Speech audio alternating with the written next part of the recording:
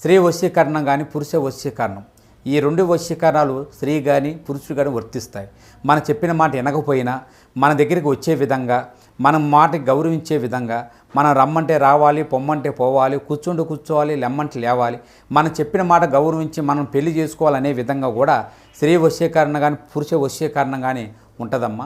ఈ వశీకరణం అనేది వాళ్ళకి ఏ విధంగా ఎవరి గురించి మనం చేయాలనుకుంటున్నామో వాళ్ళ పేరు మీద కూడా ఆ వశీకరణం పట్టుకొని ఆ మంత్రం ఒకటి చెప్తాను.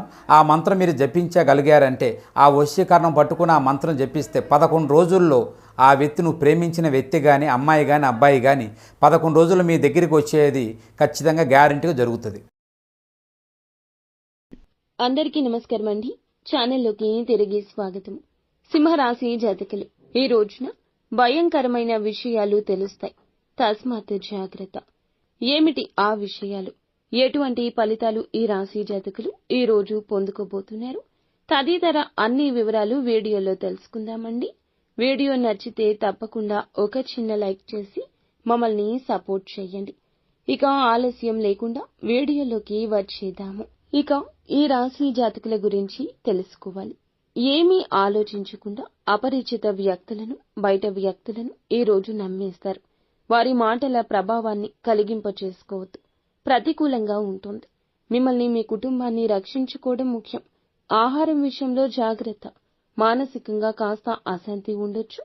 కుటుంబ సభ్యుల మాటలు అనుచితంగా అనిపించవచ్చు. ఓర్పుగా ఉండండి. అనవసరమైన ఖర్చులు చేయొచ్చు. కొత్త పనులు ప్రారంభిస్తారు. మాట, ప్రవర్తనపై నియంత్రణ ఉండాలి. భౌతిక వనరుల పెరుగుదల ఉంది. అనవసరంగా కోపం తెచ్చుకోవద్దు. ఆస్తికి సంబంధించి వివాదం ఉండొచ్చు. పిల్లలకు బాధ్యత అప్పగిస్తే దాన్ని వారు నిర్వర్తిస్తారు. విదేశాలకు వెళ్లి విద్య అభ్యసించాలన్నా, వేరే ప్రాంతానికి వెళ్లి చదువుకోవాలన్నా విద్యార్థుల యొక్క కోరిక ఈ సమయంలో నెరవేరుతుంది. ఇక ఈ సమయంలో నిలిచిపోయిన పనులన్నీ పూర్తవుతాయి. జీవిత భాగస్వామితో మాట్లాడేటప్పుడు కాస్త సున్నితంగా ఉండండి. ఒంటరి వ్యక్తుల ప్రేమ భాగస్వామిని మీరు కలుసుకునే అవకాశం ఉంటుంది. లభించే ఏ అవకాశమైనా లాభాలుగా మార్చుకోండి. కోరుకున్న వాటి కోసం ధనాన్ని వృధాగా ఖర్చు చేయొద్దు. ఆర్థిక వ్యాపారం చేసేవారు ప్రజలపై శ్రద్ధ వహించండి. వినియోగదారులను ఆకర్షించే ప్రయత్నాలు అనుకూలిస్తాయి. ఉద్యోగంలో పనిపై పూర్తి శ్రద్ధ వహించండి. లేదంటే ఏదో ఒక అకారణంగా ఉన్నతాధికారులు మీకు తిట్ల దండకాలు మొదలు పెడతారు. ఆయుర్వేద పరంగా ఉత్సాహంగా ఉంటుంది.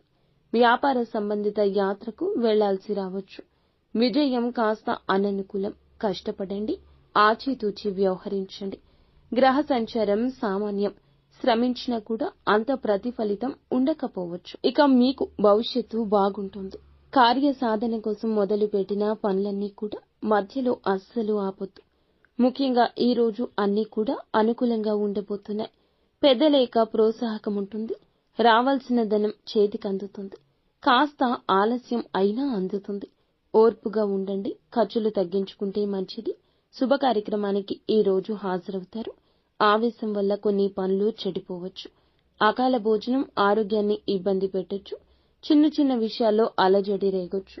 ముఖ్యంగా ఆకస్మికంగా ఒక భయంకరమైన విషయం వినబోతున్నారు. ఆరోగ్యపరంగా కావచ్చు, ఉద్యోగపరంగా కావచ్చు, ఆదాయ పరంగా కావచ్చు. డబ్బు వచ్చే ఆదాయ మార్గం ఏదైనా మూసుకుపోబోతుంది. కొద్ది రోజుల్లో మార్పు రాబోతుంది అనే మాట వినొచ్చు. కానీ గుండె చెదిరిపోకూడదు. ధనం తగ్గినా ఎప్పటికైనా ధనం వస్తుంది. ఈ యొక్క మాట గుర్తుంచుకోండి. ఖచ్చితంగా ఈ వార్త అందొచ్చు. ప్రతికూలత అనుకూలంగా మార్చుకోవడానికి నిత్యం శివారాధన, విష్ణు సహస్రనామ పారాయణం చేసుకోండి. అంతా మంచి జరుగుతుంది.